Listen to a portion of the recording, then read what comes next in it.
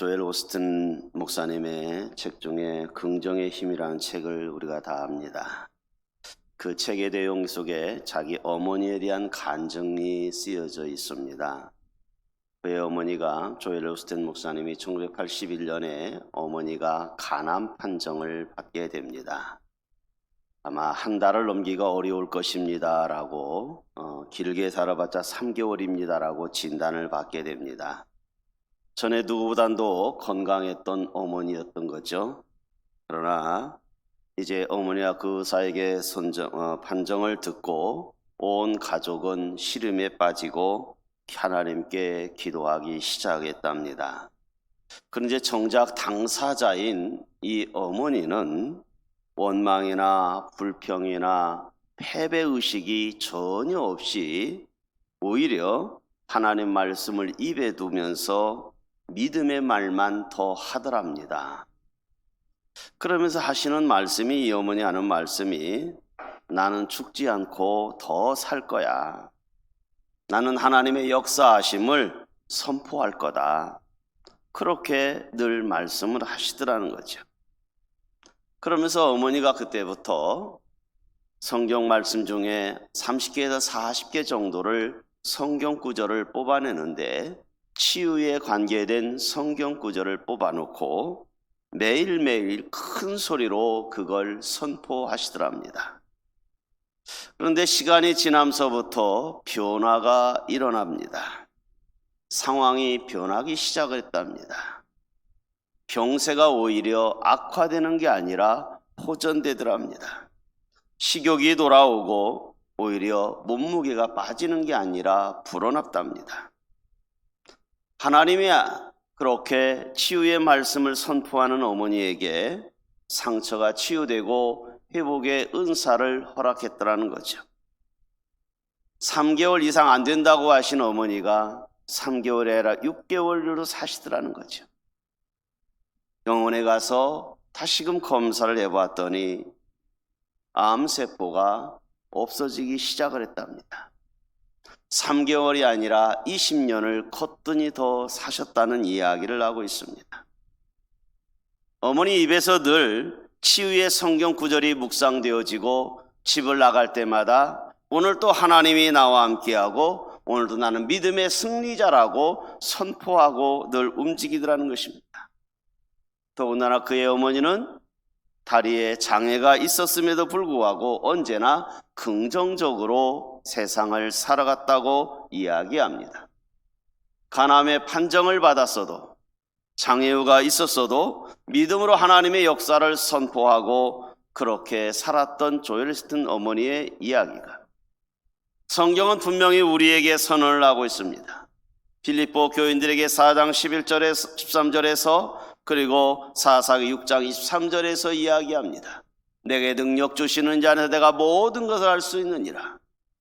사사기서에 가서 보니까 여호와께서 그에게 이르시되 너는 안심하라, 두려워하지 말라, 즉시 죽지 아니하리라 하시리라고 선포하고 있음을 알 수가 있습니다.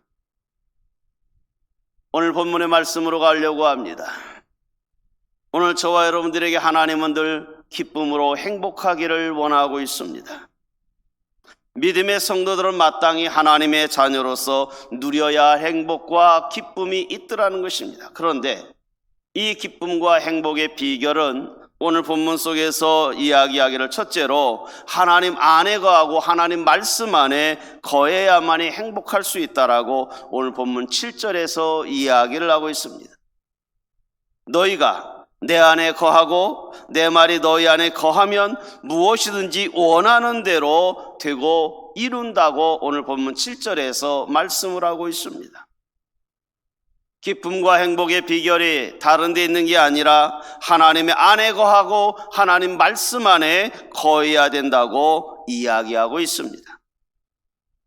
하나님 마음과 하나님 말씀 앞에 거해야 되지만 오늘날 우리는 환경과 조건 속에서 우리의 육신을 살다 보니 가끔 넘어짐이 있습니다. 조건과 환경이 그렇게 녹록한 시대에 우리가 살지 못하고 있습니다.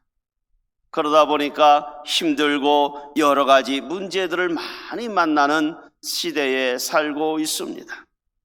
이러한 때일수록 문제만 바라보면 답이 잘 나오지 않습니다. 그러나 그것조차도 하나님께서 하신다고 하는 문제 속에서도 하나님을 발견하시고 문제를 이기게 하시는 분도 하나님이라고 바라본다고 되면 우리는 행복과 기쁨의 비결이 발견될 수 있더라는 것입니다. 안네 프랑크의 동화 속에 보면 주인공 여자아이는 다락방 속에서 절망 속에 같은 속에서 늘 살고 있지만 하루도 빠짐없이 그의 가족들에게 저는 행복해요, 나는 행복해요 라고 말하면서 어려운 상황을 이겨낸 동화가 있습니다. 느헤미야서 9장 21절에 선포를 하고 있습니다. 40년 동안 들에서 기르시던 부족함이 없게 하시더니 옷이 헤어지지 아니하였고 발도 부르트지 아니하였다라고 저 이스라엘 백성들 출애굽 과정 속에서 들에서 부족함이 없게 옷도 헤어지지 않고 발도 부르트지 않았다라고 이야기를 하고 있습니다. 40년 광야길에 있어서 의식주를 다 해결해 주었던 하나님을 바라보았다는 것입니다. 또한 이스라엘 백성들 얼마나 많은 걱정 속에서 출애굽을 강행했겠습니까? 염려했습니다. 그러다 보니 자연스럽게 불평이 많이 있었던 거 있었습니다.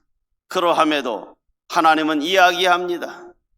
약속의 땅 가나안 땅, 언약의 땅 가나안 땅 가는 길에 있어서 때에 따라서 먹을 것과 입을 것과 구름 기둥 불 기둥으로 인도하신 하나님, 하나님 안에 거하면, 하나님의 은혜 속에 거하면 육신의 삶의 염려는 염려 자체로 문제가 되더라는 것입니다.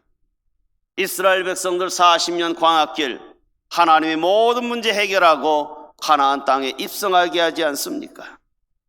우리가 육신의 을 갖고 삽니다. 그러나 육신의 삶에서 현재의 환경의 조건과 환경에 따라서 우리가 가지고 할 기쁨과 행복을 빼앗겨서는 안 되더라는 것입니다. 믿음의 성도들에게는 오늘 우리의 조건과 환경이 우리의 신앙심에 있는 기쁨과 행복을 뺏어가서는 안 되지 않습니까? 아무리 세상의 환경과 조건이 우리를 그렇게 어려움 속에 밀어넣는다 할지라도 그 환경보다 위대하신 하나님이 우리 아버지 하나님이신데 그 하나님을 발견하면 능히 이길 수 있지 않겠습니까? 종종 환경과 조건에 따라 우리가 무너지는 이유는 그 환경과 조건 너머에 있는 하나님을 발견하지 못하게 되면 무너지게 되어 있습니다. 오늘 우리 앞에 닥쳐 있는 각종 문제들을 바라보지 말고 하나님의 약속을 향한 온전한 신뢰가 다시 한번 회복되는 주일 되기를 축복합니다. 오늘날 우리는 코로나19라고 하는 조건과 환경 속에서 여러 가지로 아픔을 겪고 있습니다. 그러나 이것 또한 지나갈 거 아니겠습니까? 이후에 하나님이 축복을 주시기 위한 하나의 시련의 과정으로 생각한다면, 이후에 있을 하나님의 축복을 생각하면 미소를 띄울 수 있지 않겠습니까? 이 육신의 조건과 환경은 우리의 온전한 믿음을 갖고 무장하고만 있으면 능히 극복할 수 있지 않겠습니까? 세상의 조건과 환경이 우리의 육신을 힘들게 하지만 우리가 영적으로 무장되어 있다고 하면 영의 것은 저들이 손대지 못할 거 아니겠습니까? 어떠한 위협이 있다 할지라도, 어떠한 시련이 있다 할지라도 하나님의 약속 안에 거하고 주님의 말씀 안에 거함으로 새 힘을 얻기를 축복합니다. 또 하나 우리가 행복한 삶과 기쁨을 갖기 위해서는 오늘 본문의 9절과 10절 말씀으로 이야기합니다. 본문 9절 말씀에 보니까 아버지께서 나를 사랑같이 나도 너희를 사랑하였으니 사랑 안에 거하라. 내 아버지 계명을 지켜서 그의 사랑 안에 거하는 같이 너희도 내 계명을 지키면 내 사랑 안에 거하리라. 내 사랑 안에 거하라, 내 사랑 안에 거하리라라고 반복해서 이야기하고 있습니다. 하나님 사랑 안에 거하면, 주의 사랑 안에 거하면 기쁨과 행복을 맛볼 수 있더라는 것입니다. 내 생각 안에 거하지 말라는 겁니다. 내 의지 안에 거하지 말라는 이야기합니다. 하나님의 사랑 안에 거하라고 이야기하고 있습니다. 기쁨과 행복을 누릴 수 있는 비결의 두 번째가 뭡니까? 하나님 사랑 안에 거하고 있어야 되더라는 것입니다. 온전한 믿음을 지키기가 어렵습니까? 그러함에도 주의 사랑 안에 거하려고 몸부림치십시오. 주의 사랑 안에 거하라고 하면서 주님 사랑 안에 거하는 것이 뭡니까? 본문 12절 가서 보면 이야기합니다. 너희도 서로 사랑하라는 것입니다. 주의 사랑 안에 거하라고 하는 것은 하나님이 우리를 사랑하셔서 예수 그리스도를 보내줌으로 나눔의 사랑을 주었던 것처럼 오늘 우리도 주의 사랑 안에 거하라고 하는 말은 오늘 우리의 사랑도 나누라는 것입니다. 하나님의 사랑만 안고 있으면 나는 구원받을 수 있지만 행복과 기쁨의 비결은 발견이 안 되지만 하나님이 예수의 사랑을 우리에게 나눠줌으로 오늘 우리도 예수님의 사랑을 이웃과 나누게 되면 주의 사랑 안에 거함으로 기쁨과 행복을 맛볼 수 있더라는 것입니다. 형제와 이웃에게 베풀지 아니하면 주의 사랑을 나눌 수가 없는 거 아니겠습니까? 미국의 34대 대통령이었던 아이젠하워, 그가 세계 2차 대전 때에 그가 최고 사령관으로 있었습니다. 아이젠하워가 긴급 군사회의에 참석하기 위하여 차를 타고 사령부로 가고 있었습니다. 때는 겨울에 폭설로 인해서 차가 다닐 수 없는 그런 상황들이었습니다. 이 아이젠하워가 차를 타고 가다 보니까 어떤 노 부부가 길에서 벌벌 떨고 어쩔 줄 몰라 하는 상황을 봅니다. 참모에게 이야기합니다. 어떤 상황인지 알아보라고. 참모가 이야기합니다. 사령관님, 긴급 우리는 회의를 하러 가야 됩니다.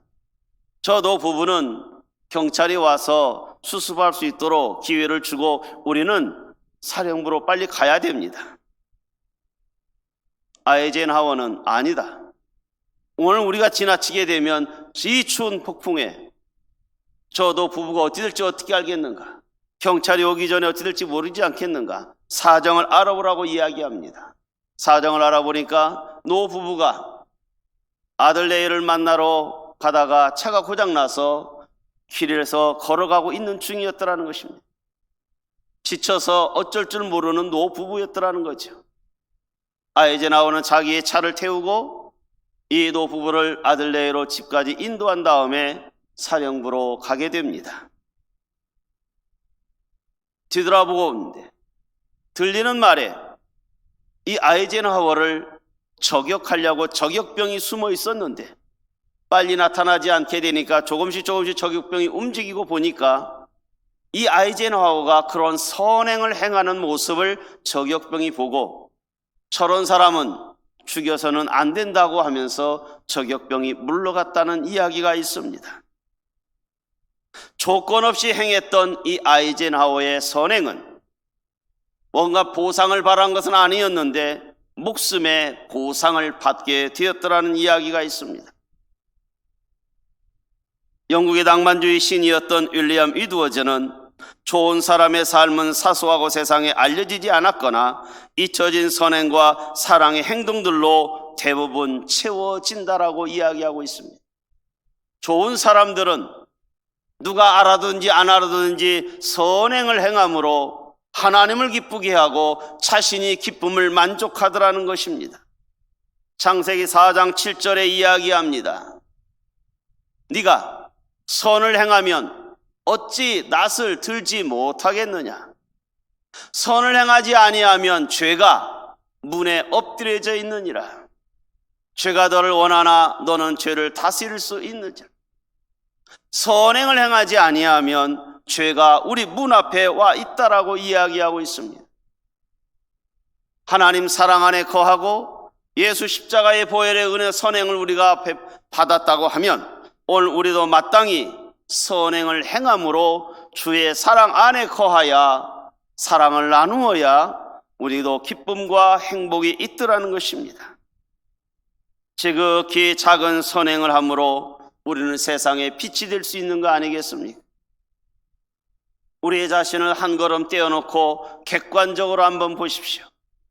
하나님의 은혜로 여기까지 살아왔지 않습니까? 우리가 다 세상을 사랑할 수는 없습니다. 모든 사람들은 다 사랑할 수가 없습니다. 그러함에도 우리가 한 사람 한 사람의 영혼을 사랑하고 이웃을 사랑하게 되면 사랑하는 사람을 만나서 오늘 우리도 결혼하게 되었고 가정도 이루고 주님이 기뻐하는 삶으로 연장되고 있지 않습니까? 세상에 다 성공할 수는 없습니다.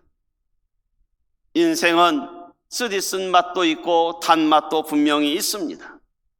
지내놓고 보면 성공의 달콤함보다 실패의 경험이 많은 것이 우리네 인생입니다. 그러나 우리가 실패했다고 다 주저앉고 다 인생 끝난 게 아니라 다시금 일어서서 오늘 또 이 자리에 앉아 있지 않습니까? 우리가 불치의 병 걸렸다고 다 죽는 거 아니지 않습니까? 어떤 병이 걸렸든지 치유받을 수 있는 거 아니겠습니까? 하나의 사건이, 하나의 문제가, 하나의 조건의 악함이 모든 것을 결정하는 성급한 우리의 판단이 되어서는 안 되더라는 것입니다. 성급한 일반화는, 성급한 주관적인 판단은 우리의 자신을 불행하게 할 수 있습니다. 나는 인기가 없는 사람이고 나는 늘 실패의 사람이라고 스스로 그렇게 판단해버리면 일어날 수가 없습니다. 한 사람에게 우리가 실현당했다고 나는 누구든지 만날 수 없어라고 한 사람은 결혼을 평생 못하는 거 아니겠습니까? 누구인가 아픔을 당했다고 해서 나는 사람을 믿을 수가 없다고 사람을 만나지 않게 되면 정말 실패 인생 되는 거 아니겠습니까? 살다가 우리가 절망스러운 웅덩이에 왜 안 빠지겠습니까? 웅덩이에 절망스러워 빠졌다고 허우적거리면서 나는 여기서 나갈 수가 없다라고 하면 그 웅덩이에 빠져 죽는 인생이 됩니다. 암에 걸렸다고 사형 선고받았다고 포기하게 되면 그 사람은 그 자리에 죽는 거죠. 하나님은 때때로 저와 여러분들을 고난의 터널에 밀어넣기도 합니다. 그러나 터널이라고 하는 것은 반드시 나올 길이 있더라는 것입니다. 동굴하고는 차원이 다르지 않습니까? 마찬가지로 고난과 환난 속에 있을 적에 하나님은 오히려 더 우리에게 가까이 와 계십니다. 우리의 소리를 듣고 싶어 합니다. 우리의 환경을 하나님께서 외면하지를 않습니다. 잘 나가는 아들보다 아픔이 있고 시련이 많은 아들을 우리가 아픈 새끼손가락이라고 하지 않습니까? 교회 부흥도 시련과 아픔이 없으면요 기도하지를 않습니다. 아픔과 시련이 더 많은 기도와 눈물이 있었기에 교회가 든든해지는 거 아니겠습니까? 우리는 코로나19라고 하는 이 고난의 시절에 신앙생활을 해나가고 있습니다. 그러나 이 고난의 시절에 어찌 보면 주님을 더 깊이 만날 시간이 될 수가 있고 서로의 기회가 될 수도 있고 성경을 좀 더 깊이 알아갈 수 있는 시기인지도 모르겠습니다. 어려운 시기일수록 하나님의 온전한 사랑을 깨닫는 시기가 아니겠습니까?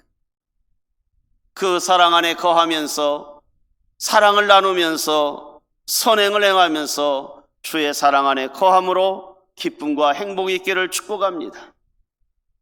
세 번째로 오늘 본문 11절 말씀으로 가서 보면 내가 이것을 너희에게 이름은 내 기쁨이 너희 안에 있어 너희 기쁨을 충만하게 하려 함이라고 이야기하고 있습니다. 기쁨과 행복의 비결은 하나님께서 늘 원하는 덕목 중에 하나입니다. 주님께서 이제 십자가를 이야기를 합니다. 제자들은 주님의 십자가 이야기를 하니까 굉장히 우울해진 것입니다. 우울해진 상황 속에서 지금 예수님은 포도나무 비유를 이야기를 하는 가운데 이야기하는 내용입니다. 제자들아, 내가 십자가를 지고 세상을 떠날지는 모르지만 내가 너희에게 이걸 알려주마. 너희 안에 기쁨이 있어라. 너희 내 기쁨을 충만하게 하려고 내가 지금 여기 있노라라고 예수님은 지금 제자들에게 이야기를 하고 있습니다. 하나님은 우리에게 기쁨과 즐거움을 주시는 분이십니다. 우리에게 눈물과 아픔을 주기 위해서 하나님의 존재가 있는 게 아닙니다. 하나님은 우리에게 기쁨과 희망을 주려고, 소망을 주려고 계신 분이십니다.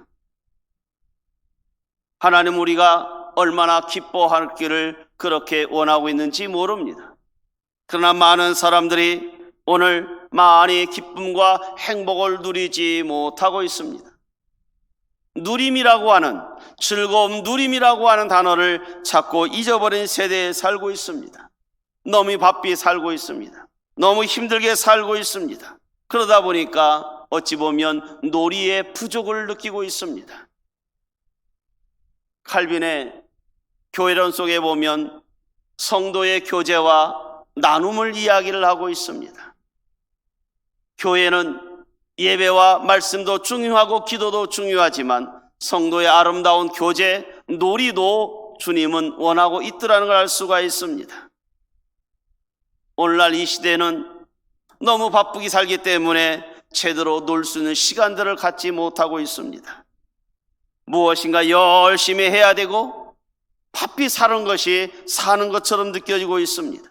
그러다 보니 여행이란 단어도, 만나서 웃고 즐기는 시간조차도 그렇게 많지가 않습니다. 무엇인가 항상 일해야만이 삶의 육신의 보람을 느끼는 시대에 살고 있습니다.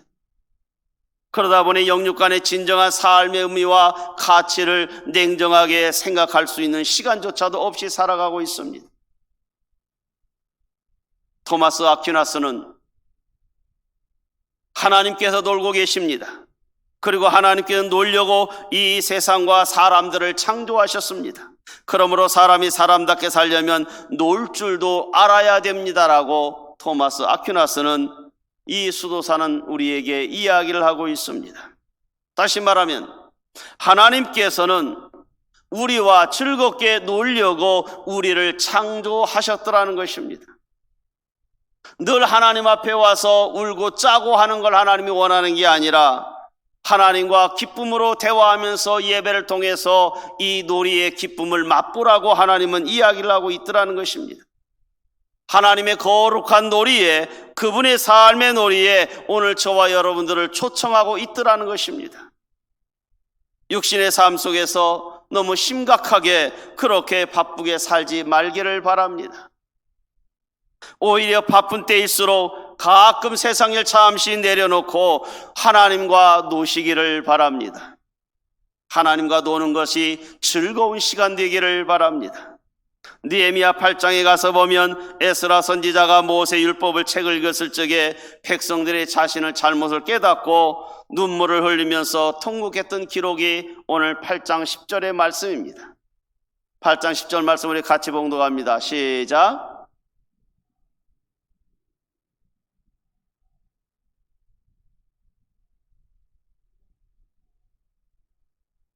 이날은 주의 성일이니 근심하지 말아라. 여호와를 기뻐하는 것이 너희의 힘이니라. 하나님을 기쁘게 하는 것이 우리의 힘이라고 이야기를 하면서 살찐 것을 먹고 단 것을 마시라는 거예요. 그리고 나누어 주라고 이야기를 하고 있습니다. 살찐 것이 뭡니까? 주님의 말씀일 수 있고요, 단 것은 예수 그리스도의 보혈의 은혜 아닙니까? 주님을 오늘 우리가 나누는 자가 되어야 되죠. 예수 그리스도가 우리의 십자가라고 해서 눈물의 십자가가 아니라 하늘나라의 소망과 희망을 주는 십자가라는 것입니다. 이것을 우리가 같이 나누는 것이 우리에게 힘이 되더라는 것입니다. 여러 가지 고난과 실패 속에서 통곡하기보다는 하나님의 용서를 확신하고 오히려 기뻐하는 것을 하나님은 지금 원하고 있더라는 것입니다. 오늘 주 안에서 넉넉한 기쁨을 누리시기를 축복합니다. 험난한 세상에서 웃을 일이 그렇게 많지는 분명히 않을 것입니다. 그러나 억지로라도 웃음의 행복을 찾으라고 이야기하는 거죠. 우리 잘 알지 않습니까? 웃으면 복이 온다고. 웃으면 장수하고 웃으면 각종 병도 치료한다고. 어린아이는 조금만 봐도 잘 웃습니다. 남자보단 여자가 장수하죠. 왜요? 남자는 저부터도 웬만한 걸 봐도 잘 웃지를 않습니다. 여자들은 조그마한 거 봐도 잘 웃는 거예요. 감정에 충실한 거죠. 웃으면 사람을 가까이 합니다. 찡그리고 굳어있는 사람에게 누가 접근하겠습니까? 하나님을 만나서 나는 행복하다고 할렐루야 하면서 늘 밝은 얼굴 있는 사람에게는요, 사람이 접근하기가 쉽습니다. 그러나 심각한 얼굴하고 있는 사람에게는요, 접근하기가 어려워요. 하나님께서는요, 세상에 아무것도 없는 깜깜한 세상에서 하나님께서는 빛이 있으라, 해와 달을 만드시고 인간을 만들어 놓고 하신 말씀이 끝에 가도 늘 어떤 말씀입니까? 보시기에 좋았더라. 보시기에 좋았더라. 그 말은 우리 주님이, 우리 하나님이 세상을 만들어 놓을 때마다 미소를 띄웠다는 이야기입니다. 기뻐했다는 이야기입니다. 긍정적인 마음으로 웃으면 창조력이 생기는 것입니다. 주변 환경에 반응은 해야 되겠죠. 그러나 그 반응을 우리는 주님의 이름으로 기쁨의 반응으로 변한다고 하면 그 문제는 극복되어질 것이고 창조적으로 변할 수 있더라는 것입니다. 코로나19라고 하는 우리는 폭풍과 같은 비바람을 지금 맞고 있습니다. 그럼에도 불구하고 우리는 하나님의 사람들입니다. 여러분의 이름을 아름답게 만들어 가기를 원합니다. 초원교회 이름이 아름답게 만들어지기를 원합니다. 초원교회 갔더니 그래도 희망이 보이더라. 행복이 무엇인가 비결을 발견했다라고 하는 오늘 우리의 사람이 되어야 되지 않겠습니까? 육신의 삶은 분명히 조건과 환경에 노출되어 있습니다. 그러나 이 조건과 환경에 노출되어 있지만 굴복당하라고 한 것이 아니라 주님은 말씀합니다. 정복하고 다스리라고 이야기하지 않습니까? 여러분, 행복이란 많은 걸 소유한 데 있는 게 아니지 않습니까? 창조적이고 선하고 하나님이 기뻐하는 일에 같이 놀아주고 주님의 은혜 속에 놀아주는 것이 행복 아니겠습니까? 하나님이 주신 오늘 우리의 모습대로 우리에게 주어진 일들에 대해서 적극적으로 창조적인 삶으로 가시기를 바랍니다. 믿음의 성도들은 오늘날 우리의 삶의 현장에서도 얼마든지 행복할 수가 있습니다. 너무 심각하게 바쁘게만 살아가지 마십시오. 일을 열심히 해야 됩니다. 일하지 않는 자는 먹지도 말라고 했으니 열심히 해야 되죠. 그러나 그 열심조차도, 그 일조차도 주님이 주는 놀이 속에 포함시키기를 바랍니다. 하나님이 주신 일이라고 생각한다고 하면 그 일도 놀이이지 않습니까? 여러분, 올림픽에서 금메달을 3개나 딴 안산,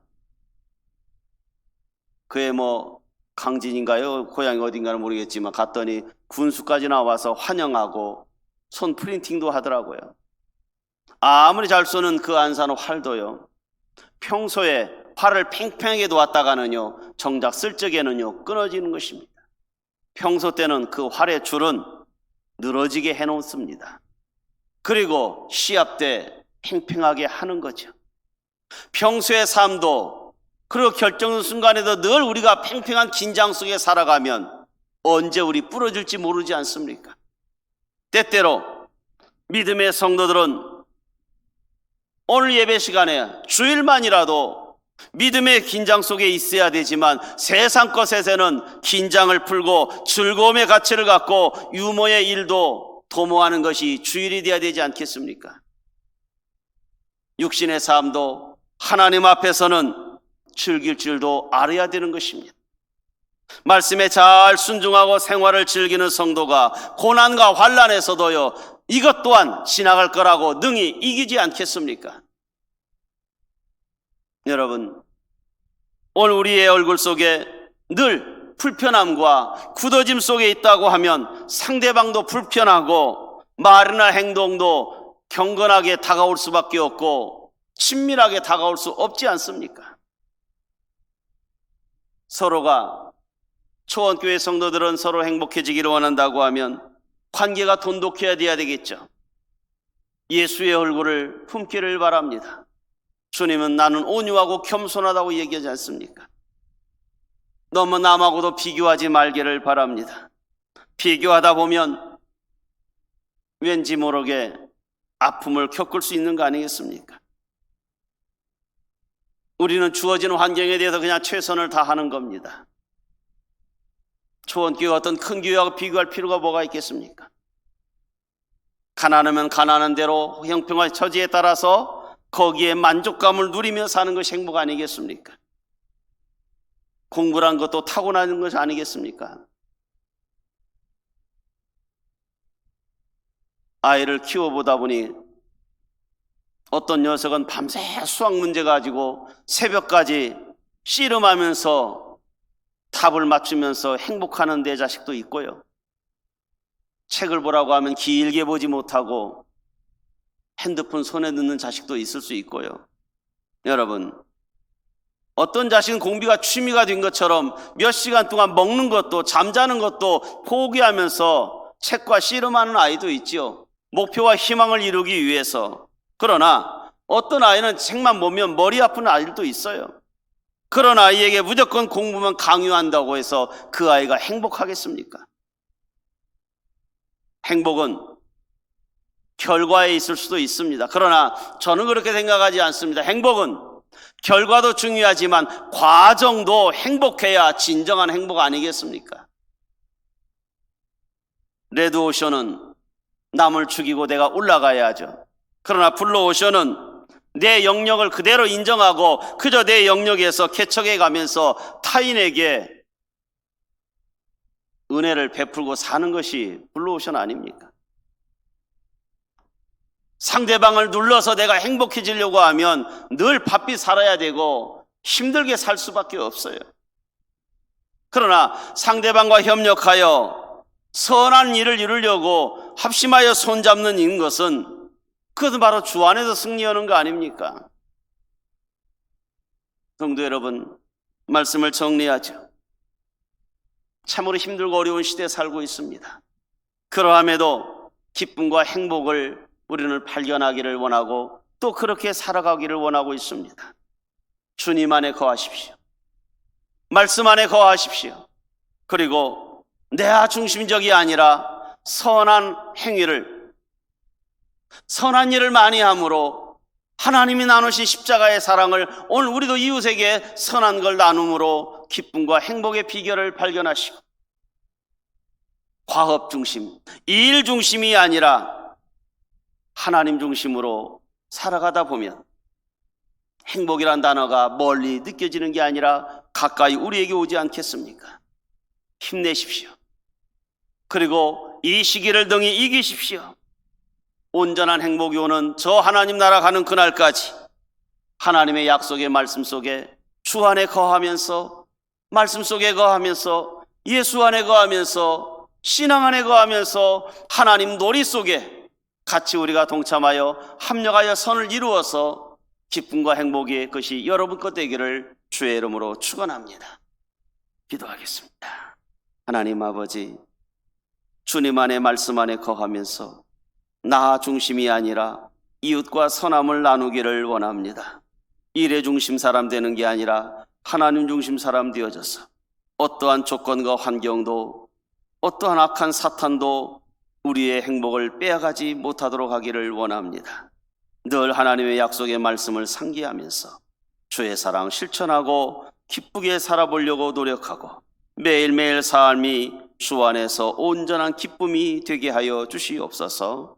예수님의 이름으로 기도하옵나이다. 아멘.